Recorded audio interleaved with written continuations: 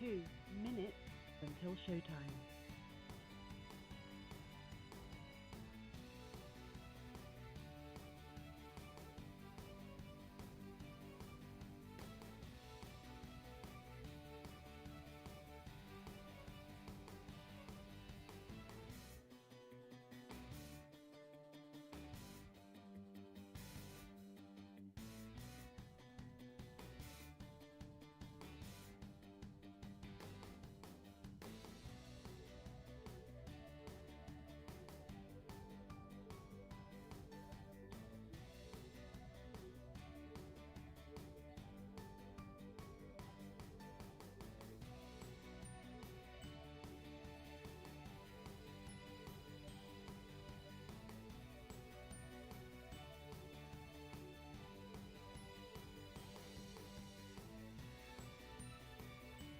One minute until showtime.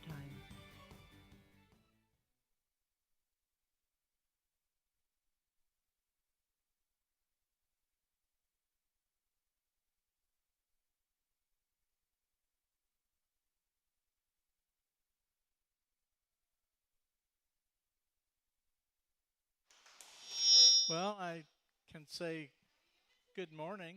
I guess you're awake. But let's see if you're really awake. Let's do it this time. Come on. Raise the roof.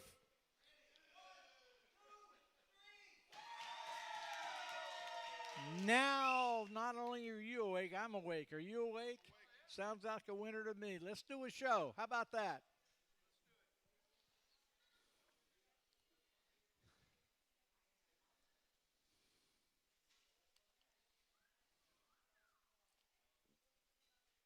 Your show will go live in You, 5 seconds. you Four, shoo. 3, 2, 1.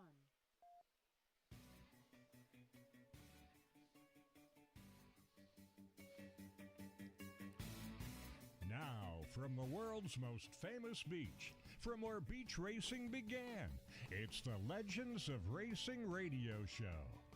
Live from racing's original North Turn Beach Bar and Grill in Ponce Inlet, Florida.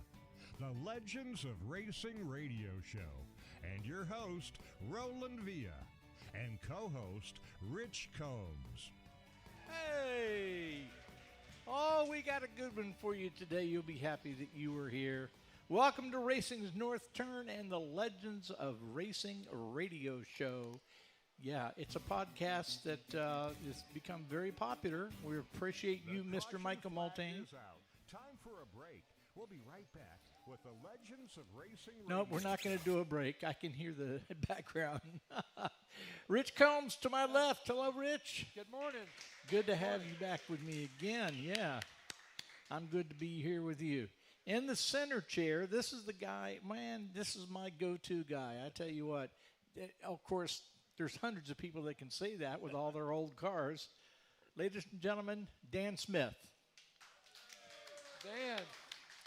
We got a whole table full of people over here that just came to Racing's North Turn for, they say, the first time, and they're Westerners. They're from out west. Yes, they live in Deltona, and they are here to partake of the food. And he says, my gosh, it's good. We just didn't know. So we've got some new folks here, and we're going to talk about that race course out there and why they call this place Racing's North Turn. It doesn't say North Turn Restaurant. Yeah. It's a Racing's North Turn Restaurant. Makes a big difference. We normally, when all things are going well and they're not on vacation, we are hosted by Mr. Buzz McKim. How about that? And the Buzz. Yep. Yeah. And the co-producer is Gwen McKim. I bring her up today because, believe it or not, today is the anniversary of Buzz and Gwen. Let's have a good round of applause for them. Hey. And Mama Alma, we miss her just as much as Buzz himself. And so people are asking every once in a while, what happened to Buzz? What happened to Buzz? Well, Buzz will tell the story better than anybody in about a month when he and Gary take back over the show. That's going to be a lot of fun. We look forward to his expertise and his array of guests that he brings aboard. But we have some things to recover from, Buzz does. He unfortunately took a bad fall, and when he did, it was outside, but when he went down hard on his elbows, and he really messed up his shoulders and other various parts. And he was very badly hurt, so he's been going through a lot of rehab. And, Michael, I don't know if it was yesterday or today, but guess what? Good news, Buzz is home. Buzz has arrived at home, and he's working every day diligently to get better and to get well. But we need to help Buzz. He's a good friend to all of us. For those of you that don't know Buzz McKim, he grew up in this area, and he is a racing historian personified, right, Rich? That's right. He knows what's going on. And it's fun whenever, Dan, you get to be with him, because between you two guys, you could talk for hours on end. Well, people want to call me a historian, but when Buzz is around, I just sit back and listen. Oh, okay, that's really it. But we've got to help out Buzz. Buzz has helped us forever, and it's time that we help him. I know that some of you may have been exposed before to a GoFundMe crowd, and it's online where you can actually donate dollars to a cause. And somebody has set up a GoFundMe support for him, and it's at GoFund, F-U-N-D, me, GoFundMe.com, and you just go Buzz McKim, and that's Buzz with one Z, Buzz McKim. And if you would, drop a dime and let them know that you're thinking about them, that you want them back. It'll help the family, because during all this time, there's been a lot of upheaval, a lot of extra cost and things like that, and he needs our help. So please do that. Also, Buzz McKim, a former historian at the NASCAR Hall of Fame. And boy, oh boy, if we've been developing some stories for the Hall of Fame, I tell you what, it's been crazy. Anybody here attend the races at Daytona this past weekend? Yeah, a lot of fun was had by all. I got to tell you, I've been involved with the media and the radio at the Speedway, and this is the first time I've been in the stands for a cup race in like 21 years. Oh. I'm never there. I'm in the infield or somewhere else. And the cup race is so jam-packed with people, it's something else. But I had the best time in the world at that race the other night. I tell you what, it was really something else. My favorite didn't exactly win, but what a historic time to have the Woods Brother car reach its 100th race win. And I remember being there, not in the stands, but in the pits. I remember being there when Trevor Bayne won his first race, and it was the Daytona 500, and that was the 99th race. So it was a dry spell there for a while. 2011, that's the last race I went to. Yeah, it's really something else.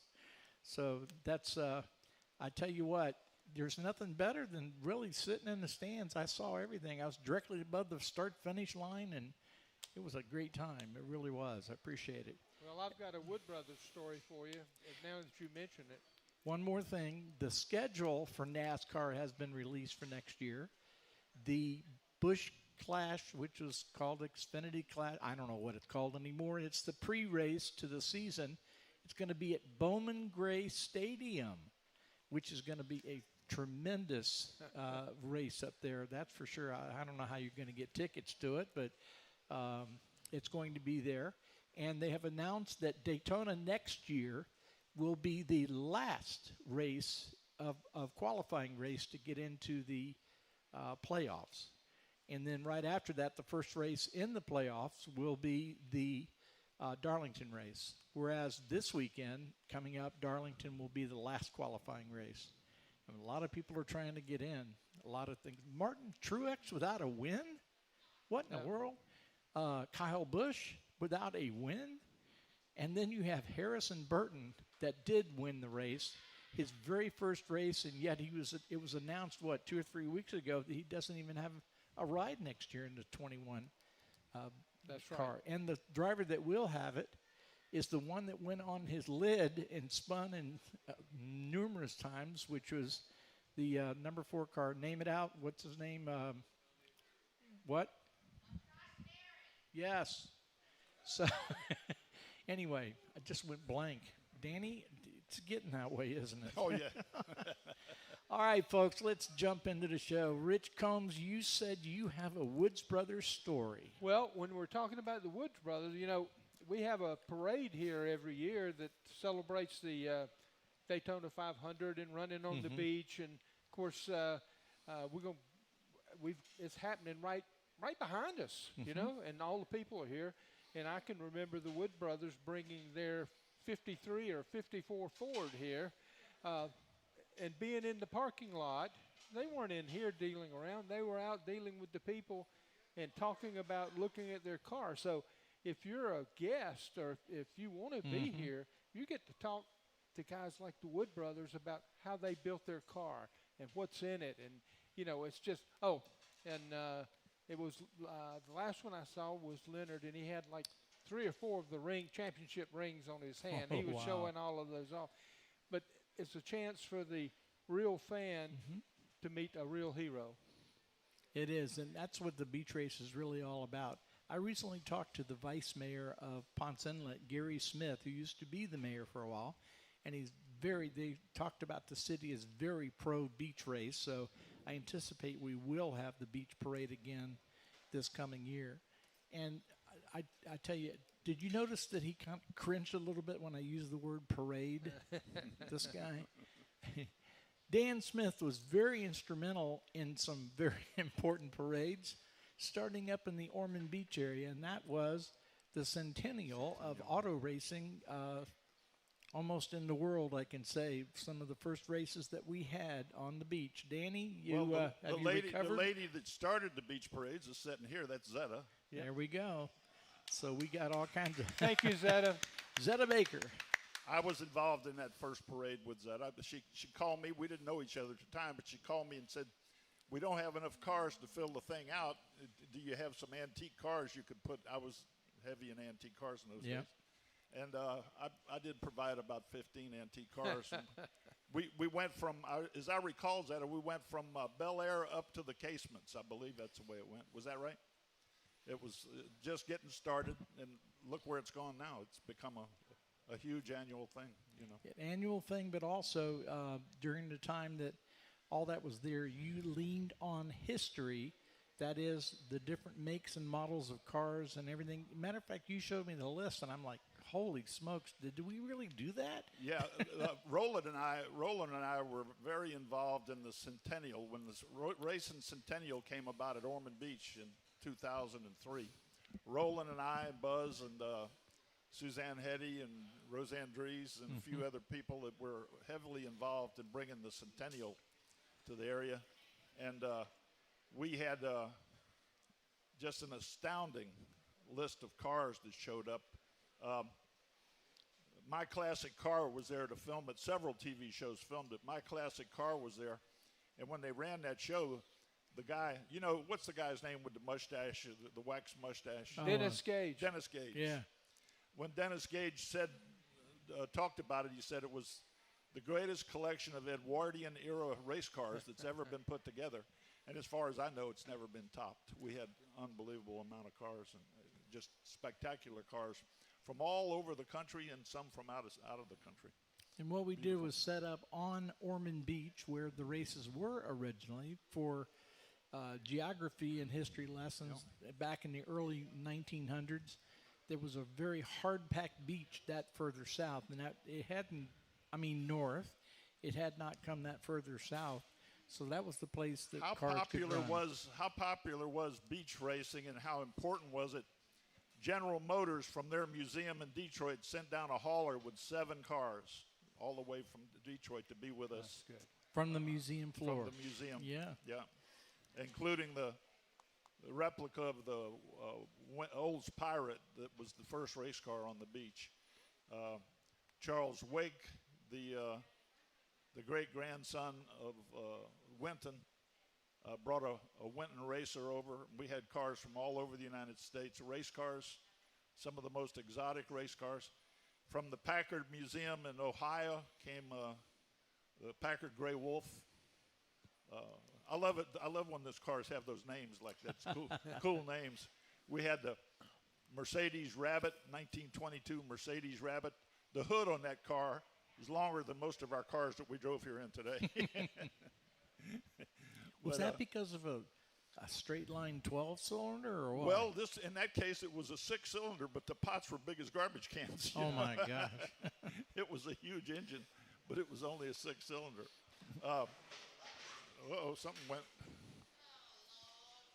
Oh boy. The And God said, "Oh, the Okay. Peerless Green Dragon was here. That was original car driven on our beach by Barney Oldfield, and it was a 4-cylinder, 9-liter. All you gearheads will love that 9-liter 4-cylinder. We had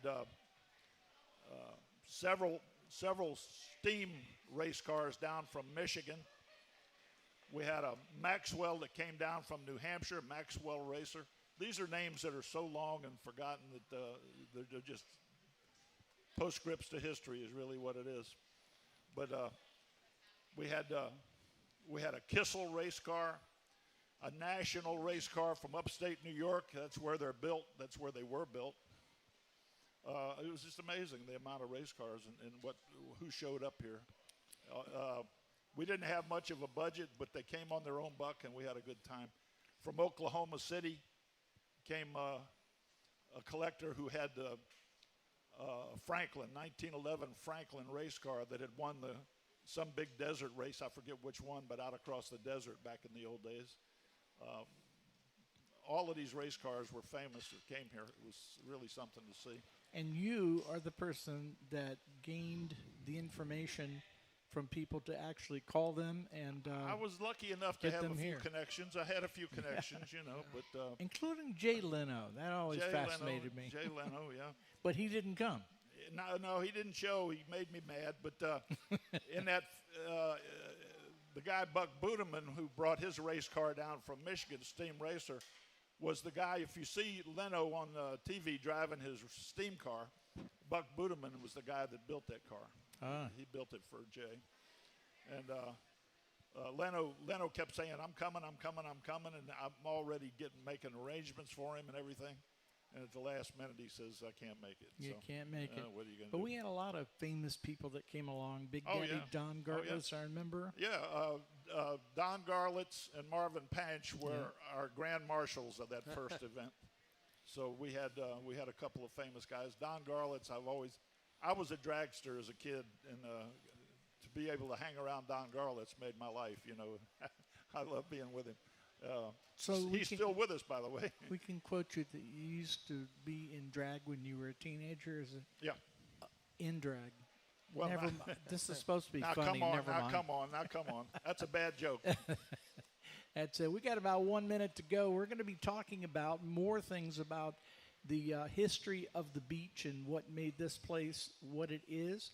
We got something really special to talk about because you made a discovery about the old beach course. Let's talk about that. We'll talk about it when we get back. Folks, this is going to be the first break. It's brought to you by Big Boys Embroidery. And if you see us walking around in the shirts, that's where we got them from. And they do a tremendous job for us there at Beach Boys Embroidery. Folks, we're going to take a break. Short pause for the cause. Good. The old radio way. And we're going to be back right after this. Don't you go anywhere. Good deal. The caution flag is out. Time for a break. We'll be right back with the Legends of Racing radio show. At Beach Boys Embroidery and Tees, it's all about making you happy. Beach Boys Embroidery can customize your athletic golf apparel, caps, hats, badges, buttons, magnets, backpacks, bags, totes, clocks, watches, and of course, T-shirts. Sure, they're at 2033 South Ridgewood Avenue in South Daytona, and they're waiting for you to call now. 386-255-5880. Beach Boys Embroidery and Tees. Let Aloha Marine get you on the water with huge discounts on great brands like Bayliner, Carolina Skiff, Hurricane, Key West, and Regal. Pay as little as $169 a month with 10% down and approved credit. Don't wait. Get to Aloha Marine, 1700 North Nova Road, Holly Hill, Monday through Saturday. 47 years and always better than boat show prices. We're back from where it all began, racing's original North Turn Beach Bar and Grill. The Legends of Racing radio show continues with your host, Roland Villa, and co-host, Rich Combs. Yes, sirree. All right, and our special guest today, Dan Smith, who is a historian and beach racing advocate. Matter of fact, didn't you write a book in reference to the beach racing? Yeah, beach racing. That's me. Yeah. What was that about? I mean, beach racing, but Well, the title is the world's most famous beach, and world's greatest beach. Actually, I missed my own title. And on the cover is race cars, so that tells you, there you go. what it's about. Well, there's a lot of history to that. We talked about the 2003 centennial that we had, 100 years. And then after that, each year was thematic. You had specific cars that raced on the beach 100 years before that. Tell us a little bit about that. Well, the centennial began in '03 because that was the first year of any beach race or any racing around here. And then it continued to 2010. There was 8 years in a row that on the Ormond Daytona Beach, we were trying for the land speed record. The land speed record was the thing in those days. And it was generally the 1 mile, but they did it in lots of distances. Yeah. Then the racing graduated on down the beach, and then you hear about the ones that the cars became much faster. In 1922, Sig Hogdahl set the world's record on our beach, 180.3 mile per hour. The first car to ever go 3 miles a minute, right on that sand out there. And if you want to talk about the beach course, it all starts with Sig Hogdahl. Most people don't realize, most people believe actually that Bill France built the first beach road course, but he did not. Who did? In 1935, Malcolm Campbell set the record on the average of 276 mile per hour, and he was really mad about that because he was hoping to do 300. It just so happened that the mayor of Salt Lake City was there to watch him do that, and he walked over and said, "I've got the spot for you. We have these salt flats have just come dry. The lake's dried up out there in Utah, and you'll be able to run any speed you want, any speed your car will do." And his name was Ab Jenkins. It just turns out Ab Jenkins was an old retired racer himself. So they held hands and walked off into the sunset. And the city of Daytona Beach said, well, we need something to fill that void. So they went to Sig Hogdahl. Hogdahl was from up north. In fact, he's a Swedish immigrant, but he had opened a shop on North Beach Street. And they went to him and asked him, they said, well, what can we do? And he said, well, we've been thinking about running stock car races, circle track races. So where would you do that? He said, right on the beach. Well, Hogdahl had run the beach in a straight line and knew that it was a great racetrack for that. But when you start turning, if you've driven on the beach, you know it gets soft when you start making quick turns on the beach. And Hogdahl didn't fill in the turns. Now, the first beach road course was north of here, just past the Daytona Beach Shores Shopping Center. On the beach side, you see that big row of tall condos where they start, where they begin. Right. Yeah. That's where the north turn was in that track. And it came all the way down to just below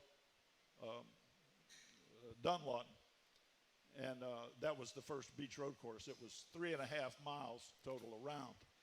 And Hogdahl built that track and it didn't go well. The cars got stuck in the turns, and they couldn't figure out who won. They couldn't figure out where the money went. Somebody grabbed the money and took off. But it wound up. At least it did bring people to the city, and after that, Bill France stepped in and said, "I can do a better job than that." So he did it. He did it the next year and filled in the turns, and they did a little better. And then a couple of years later, they moved it to here. This was the north turn then. Beach as a race course was a wonderful thing. At the time, there was nothing better. There wasn't anything There else. wasn't anything. There wasn't anything. But it presented a lot of problems. Roland and I found out when we did those centennial events. Every evening when we were doing those centennials, every evening I would go to the beach and walk the course. We're going to run in those days, we were running the cars in a quarter mile, 2 by 2 and a quarter mile. In a pseudo time trial. Yeah, it was not flat out, but it was from a standing start in a quarter mile. And I would walk the track to make sure I had the best levelest piece of beach that I could set it up the next day. One morning I did that the night before. The next morning I showed up, and there was about a foot of seaweed covering the whole track. It was just underneath. We had to get out there with shovels and rakes. Yeah. And had to call extra help out and everything. So you never know. Back when it The began. tide ruled, that's for sure. Yeah. Tides ruled. Well, I was just going to say, there was a guy in the beginning at Ormond Beach at the speed trials. There was one guy whose job it was to go down the beach and pick up dead fish. Well, you don't find that on many tracks, you know. None. And I've told the story before, but at one point a race car had a wreck with a shipwreck at Ormond Beach. That's something couldn't happen anywhere but here, you know. But people are mistaken about the beach road course when it moved down here and became famous, that this was a 500-mile race. It was not. Mm-mm. It was a 160-mile race. 500 miles would have taken what? Two days? Well, why do you think? Yeah, why do you think it was shorter? Tides. It's all because of the tide. Yeah. All because of the tide. You have about 2.5 hours where you can actually race. We found that out the hard way. Roland and I would get playing around with the crowd, and the tide just keep coming in. Pretty soon the cars are running, when we're doing the centennials, cars are running through the salt water. And that didn't make those collectors very happy. Yeah. They brought those cars out of museums, some of them, and they didn't make them very happy to run through the salt water. And when we talked about time trials, it was tough to get onto the beach when we used the word speed trials, because the speed limit. I mean, the limit means that it's limited, and it was 5 miles an hour. Yeah. But we said we went through all kinds of hoops to get 10 miles an hour. Well, these racers coming down, they just heard the word speed trials. And they didn't know what 10 miles an hour was. That was the idle speed.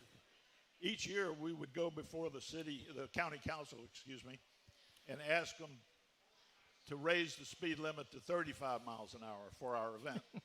Well, we knew it wasn't going to be 30 miles. You couldn't. The guys with those cars, they came here to race. They were going to run them. We knew that.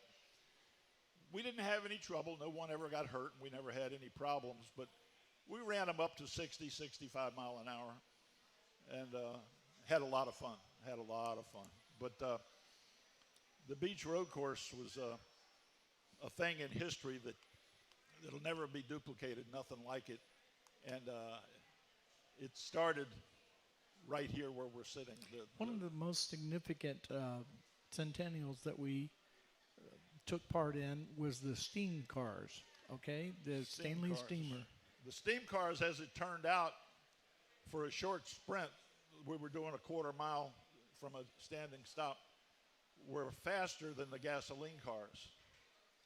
And we had every centennial we pulled, I would eliminate them until I had the fastest steam car, Right. the fastest gasoline car, and I'd line them up and wave them off. And we had they Tim, took it Tim serious. Sullivan doing the green flag. We had Hilly Rife there. Hilly Rife ran Lincoln Speedway in Pennsylvania. We had Ron Pasecki as the checkered flag on the other end, all in costume. But it was a lot of fun, and the cars that we had were unbelievable, just unbelievable. The steam cars would always beat the gasoline cars. They have no transmission. It's just full speed ahead. The torque on those cars, they don't have to go through gears or anything like that. They just flat out go. Once you drop the flag, after 50 feet, they're in full motion, you know. So, but it was interesting. And Leno, talking about Leno, the guy is so into the steam thing. He would call me up and start talking about it, and pretty soon, you know, I didn't think I could get tired talking to that celebrity like that. But my ears starting to sweat, you know. I'm saying, damn. He's telling me stuff about steam cars that I never wanted to know, you know. Yeah. But he's really into it. We had a lot of fun talking about it. But the beach road course, as it turns out, is all gone, except for Roland mentioned a while ago. Yep. There's about 300 feet of it just south of us in a little park called Winter Haven. If you want to drive down and take a look after this, you can take a look at some of the original beach course. When we're done with the show, matter of fact, we're going to take a little. We'll probably go there too. Yeah. Go down and take a look. It's I can't remember when I discovered it the first time, but about 10 years ago, I got a call from a lady who was the city commissioner for Ponce Inlet, and she had a question for me. She says, "How can we determine if that asphalt is the original asphalt or if it's been redone?" Well, it just so happens she called the right guy, because for 30 years I'd been a blacktop contractor. I lived and dreamed and breathed blacktop for most of my young life. And I had begun here in Florida, and I knew that Florida has no stone naturally occurring in Florida. There is no stone anywhere in the state. Yeah, you don't count coquina. No, coquina don't count. That's sand rock. What they made their blacktop out of was crushed shells, seashells. And when you make it out of crushed seashells, it's a different product altogether. I didn't like it. I worked with it. They quit doing that around 1968. But I worked with it, and I didn't like it at all. It doesn't stay hot long enough. It gets cool quicker. It was good for Florida because when you put the blacktop down and it's black, it's hotter than hell to walk on. But once it fades out, it becomes a light color. The seashell mix faded quicker. Yeah. We have questions from the audience that Rich Combs will help take care of. We're going to take a short pause for the cause. Hey, I said it right this time. And I'd like to thank Racing's North Turn for the cold beer and the hot sandwiches. We are so happy. Folks, you got time to get down here and get some food. We appreciate you, and we expect you to be here when we get back. Stay tuned.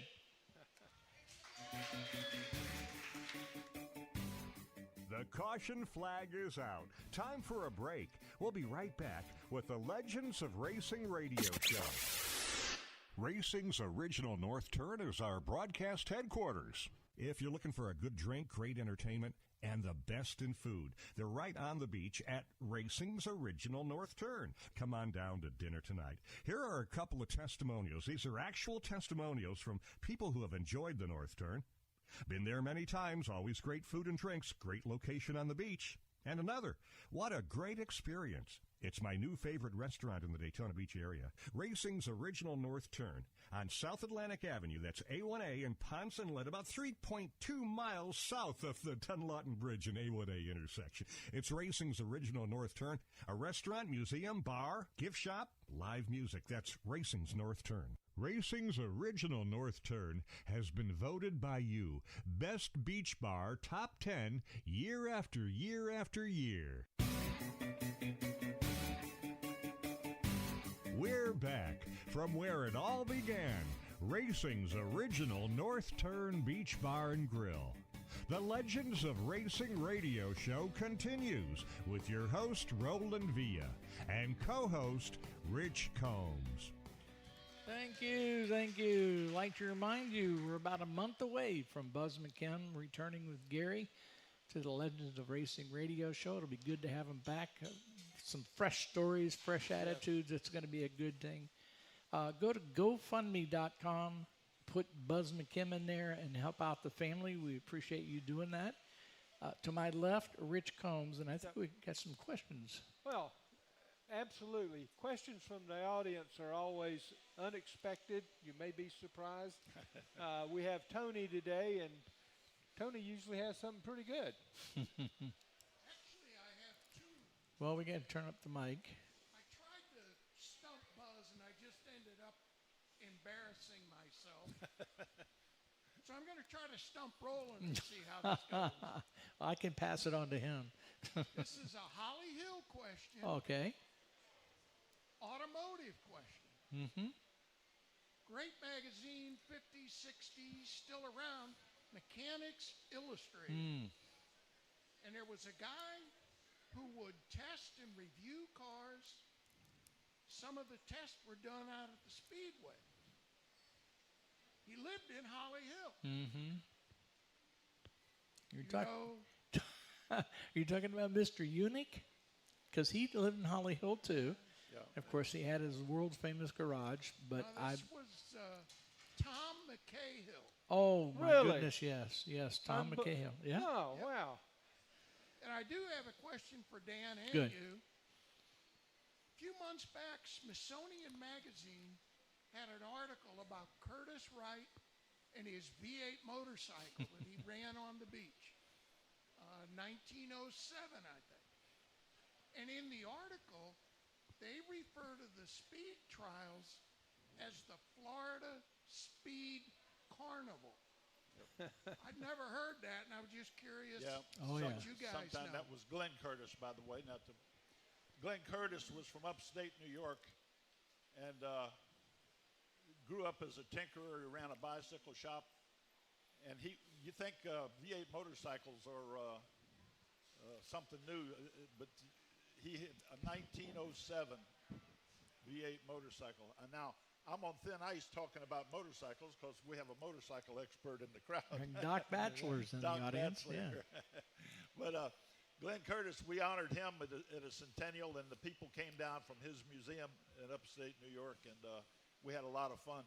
I remember it from wine country, and they asked me if we bring wine down, could we open it up and serve it at the casements?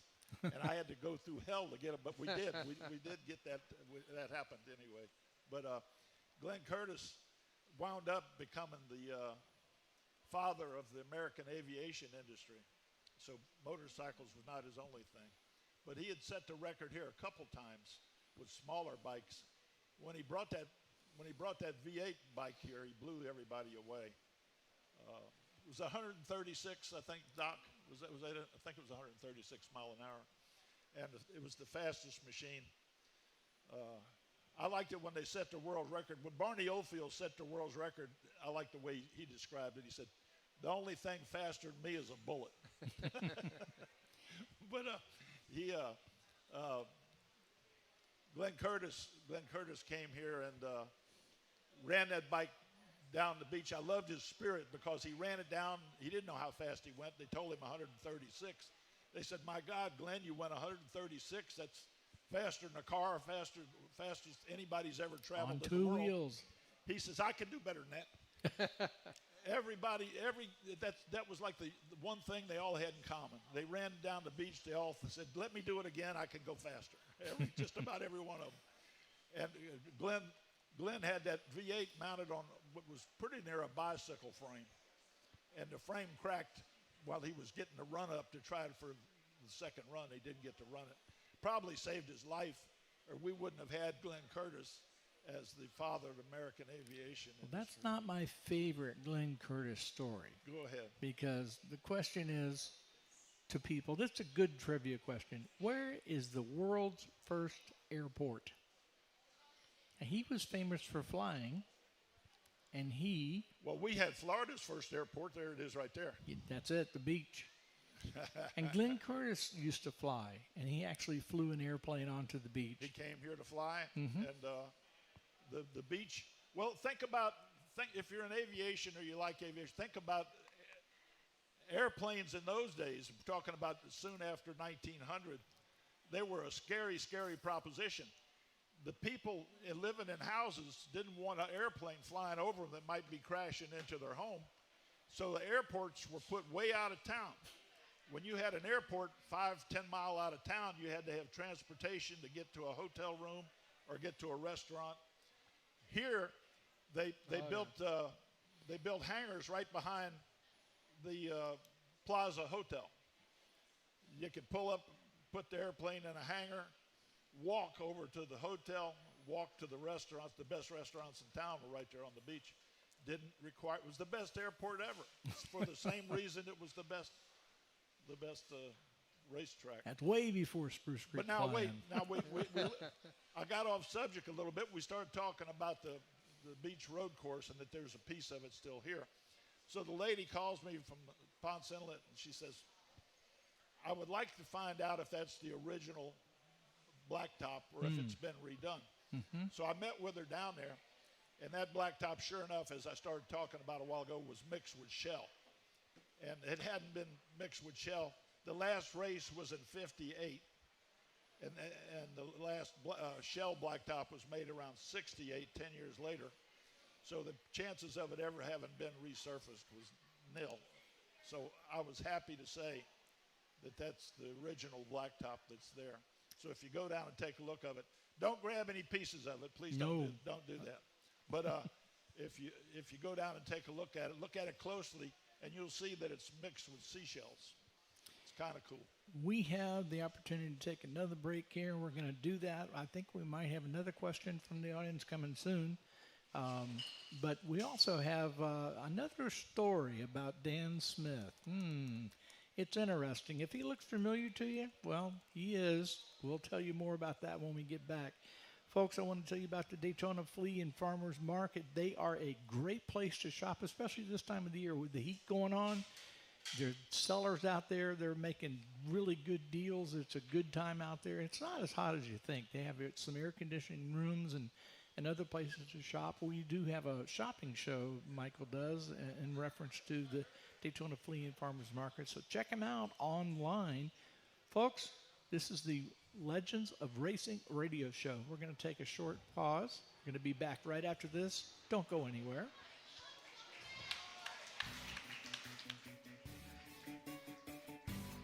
The caution flag is out. Time for a break. We'll be right back with the Legends of Racing radio show. Racing's original North Turn is our broadcast headquarters. If you're looking for a good drink, great entertainment, and the best in food, they're right on the beach at Racing's original North Turn. Come on down to dinner tonight. Here are a couple of testimonials. These are actual testimonials from people who have enjoyed the North Turn. Been there many times, always great food and drinks, great location on the beach. And another, what a great experience. It's my new favorite restaurant in the Daytona Beach area, Racing's original North Turn on South Atlantic Avenue. That's A1A in Ponce Inlet, about 3.2 miles south of the Dunlawton Bridge and A1A intersection. It's Racing's original North Turn, a restaurant, museum, bar, gift shop, live music. That's Racing's North Turn. Racing's original North Turn has been voted by you Best Beach Bar Top 10 year after year after year. We're back from where it all began, Racing's original North Turn Beach Bar and Grill. The Legends of Racing radio show continues with your host, Roland Villa, and co-host, Rich Combs. Yeah. Thank you, David Sayce, for the board help on there. He is a member of the Motor Racing Heritage Association, of which Buzz, of which Dan is also a board member, and I'm a past president once upon a time, and that's there. Now you may look at Danny and you think to yourself, does he look familiar? No. Have you been to the post office and the seen answer the to that's picture no. with the number? If you saw the picture of me, they run in the paper. People look at that picture and they look at me now. I always tell them I used to be Dan Smith. Used to be Dan. This is his brother. I was once Dan Smith. This is his father. That picture's 17 years old. So we're talking about the Hometown News, which is a local newspaper. It's delivered free on Fridays. And he writes a column on. It's always on page 3 pretty much, unless there's a special advertisement going on. But you're 17 years now I've been writing the fishing column and an opinion column. on. Oh, it's and, kind of like the same thing. Yeah, well, Sometimes they stink. neither one of them are very truthful, you know. But, Oh, I'm sorry. let's go back though for a second. The newspaper is still running, and it's going to run. It's the biggest community newspaper in the state of Florida. Let's go back to the tides, talking about what a thing the tide is when you're trying to put on an event. Roland and I found that out.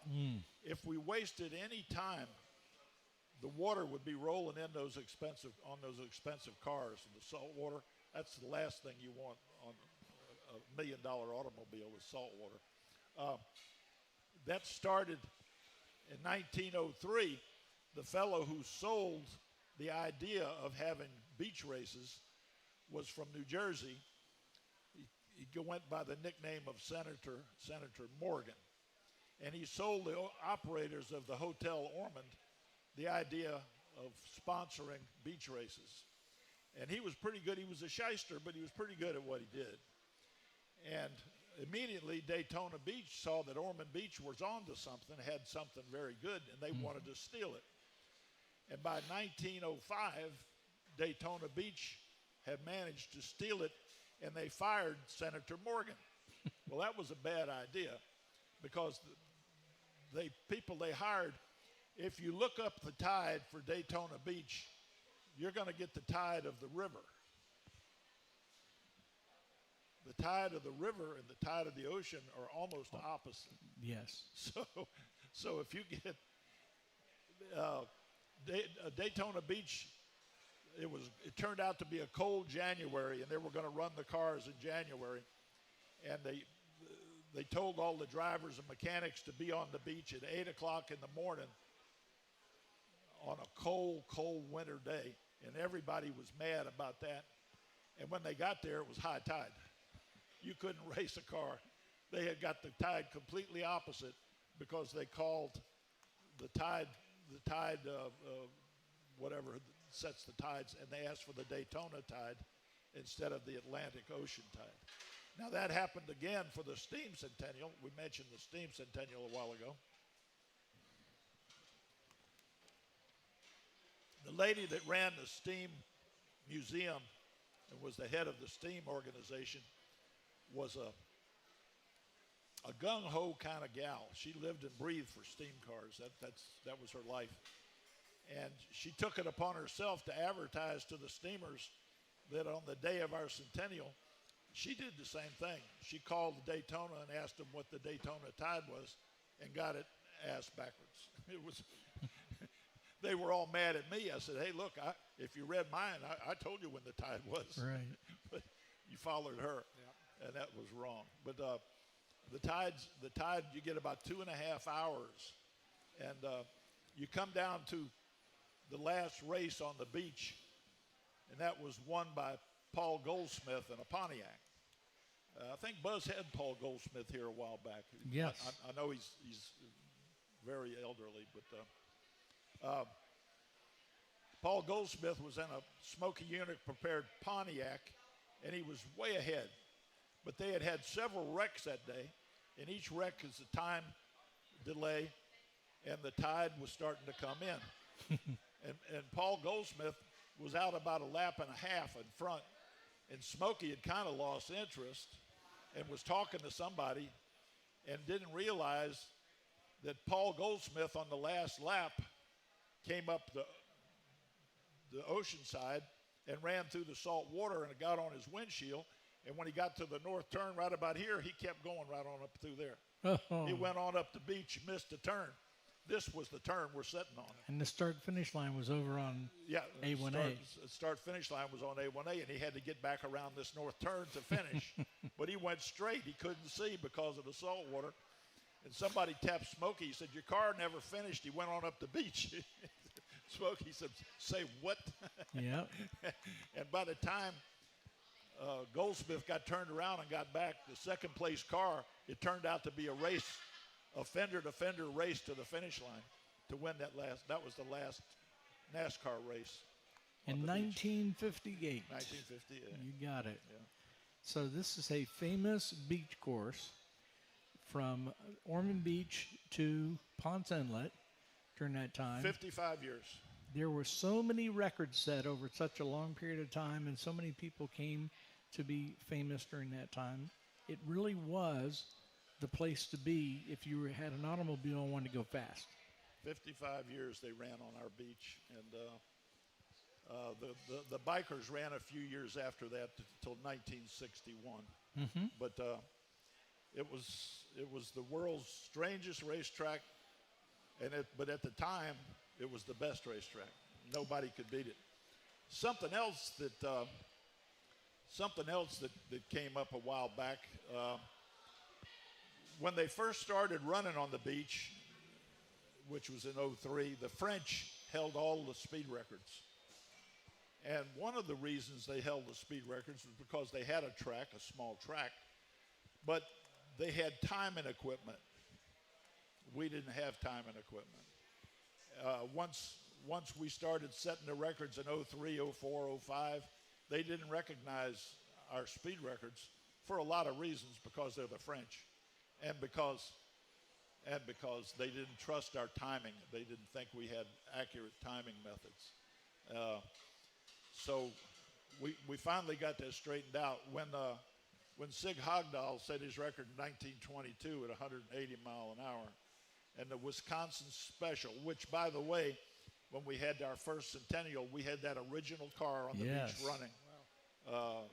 It had never been restored. It was the original car, and a millionaire from Michigan had bought it. I gave him a call and I said, "Would you come down and run it on the beach where it set the record?" "Oh, hell yeah," he said. "I'll be there." It was amazing. These people took these very expensive automobiles and sacrificed them practically, Yeah, that's for sure. brought them to the salt water. One of our people that sponsored this program are Homewood Suites, and what is it? It's called Homewood Suites and by Hilton. Hello, and it's a great place to have your relatives or people that, if you work with them, come down, a place to stay.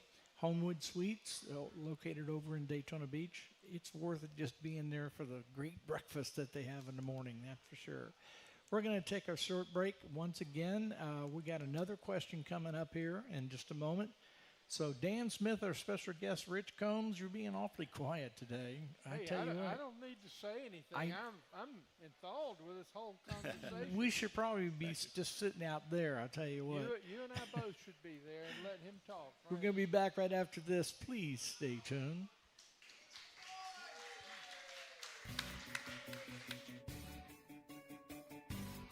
The caution flag is out. Time for a break. We'll be right back with the Legends of Racing radio show. Welcome to Homewood Suites by Hilton in Daytona Beach. You're right in the middle of all the action. Daytona International Speedway, the airport, One Daytona, Florida's newest entertainment and retail destination, and of course, the world's most famous beach. You'll love our newly remodeled 1 and 2 bedroom suites, along with our popular King Studios. You won't need your full kitchen, as Homewood Suites Daytona serves up complimentary breakfast and evening social. It's like home away from home. Go to HomewoodDaytona.com for Homewood Suites by Hilton in Daytona Beach. We're back from where it all began. Racing's original North Turn Beach Bar and Grill. The Legends of Racing radio show continues with your host, Roland Villa, and co-host, Rich Combs. Rich Combs, yours truly, Roland Villa, and Dan Smith.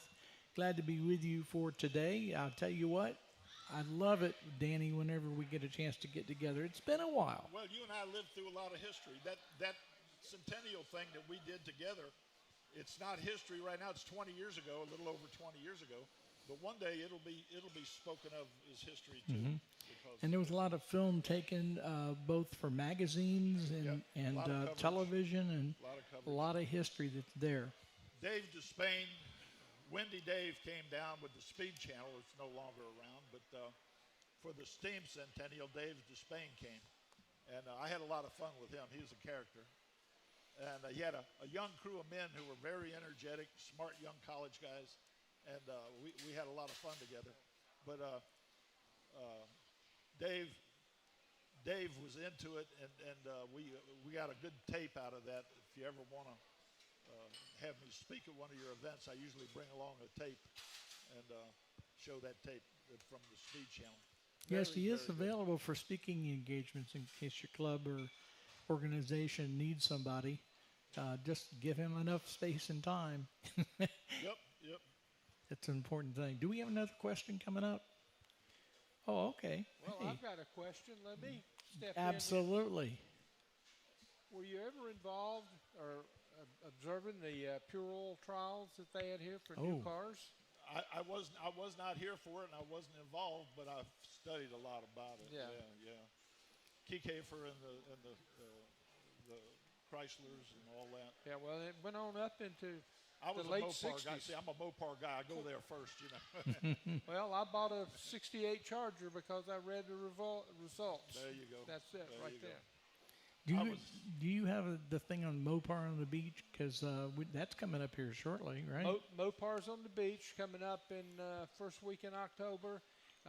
Looks like we're going to bring in 400 to 500 cars Yep, I heard about by it. invitation. Mopar and- Judy told me about Yep, Mopar Judy's on the board on that, and it's coming along. So Gonna be fun. that. And- There's always something to do. That old beach, we'll just keep running it, you know, as long as they'll let us, you know. You got it. And it was a unique thing at the races the other day. Just going back on that, the last time that one of the first times we had a president here was Ronald Reagan. Well, there's a new movie or a series coming out here. No, I guess it is a movie that's coming out on Ronald Reagan, and it was 1984 when Richard Petty won his 200th race.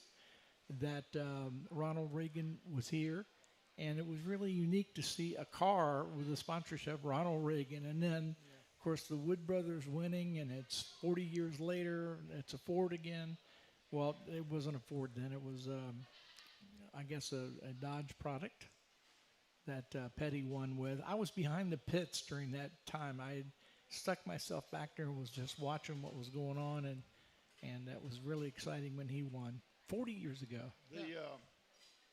Going back to the Beach Road course, one of the reasons Bill France knew he needed a speedway, a formal speedway instead of the beach course, was because it was hard to keep those spectators from sneaking in.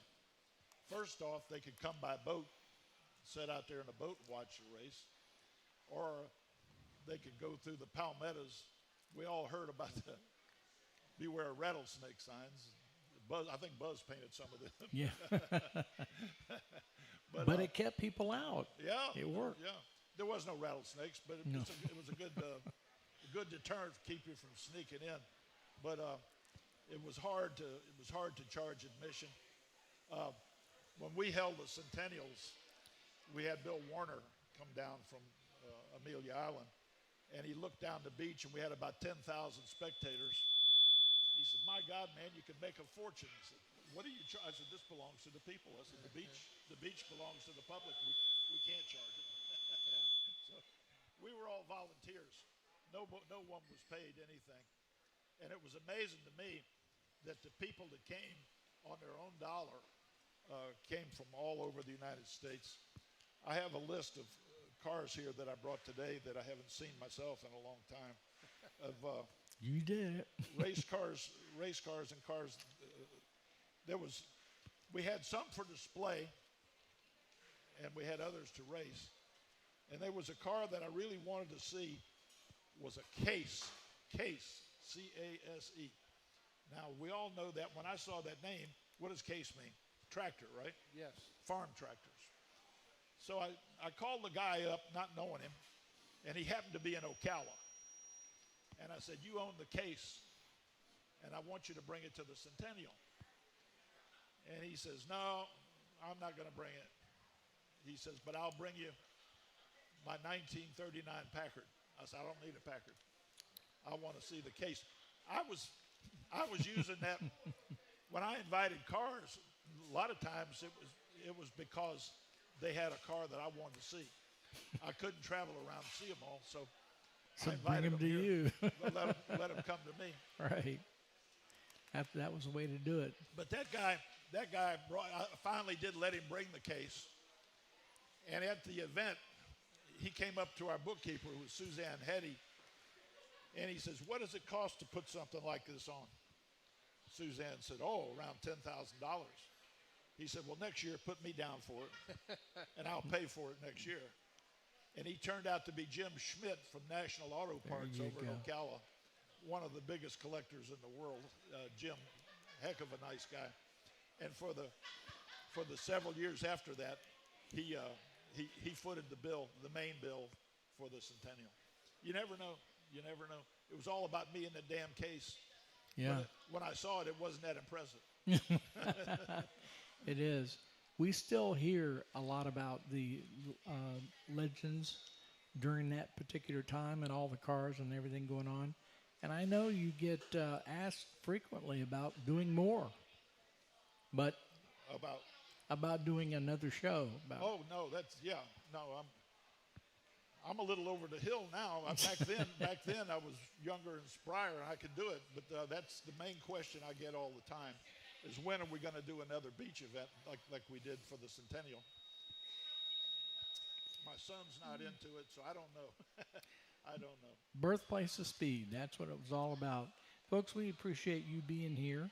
We appreciate you sticking around and having the questions and the interest in the racing that's here. We're going to take a little pilgrimage down to the existing, what is it, about 300 feet of original track that's It's about down a there. quarter mile south of here in Grand Haven, Winter Haven. Do not bring a shovel. You can't get pieces of it. But we're going to go down and check it out. Buzz McKim will be back in a month from now. Get It's well important. soon, Buzz. Yep. I will be back next week along with Rich Combs. Rich, thank right. you for Yep. today. We appreciate you being here. Dan Smith, thank you. My go-to guy when we need to Thank find you, out thank about you. real beach Nice to meet racing. you, Rich. Put your hands together for Dan Smith. Hey. Zetta Baker, thanks for being here. We appreciate everybody being here. We're going to be back again next Friday. Make sure you're a part of the action. Good food, good drink, and good friends, and racing. Good fun. Legends Good of fun. Racing Have radio show. Thanks, folks. See you next time. The Legends of Racing radio show originates live from the very spot where beach racing began, racing's original North Turn Beach Bar and Grill. Join us next time for the Legends of Racing radio show with host Roland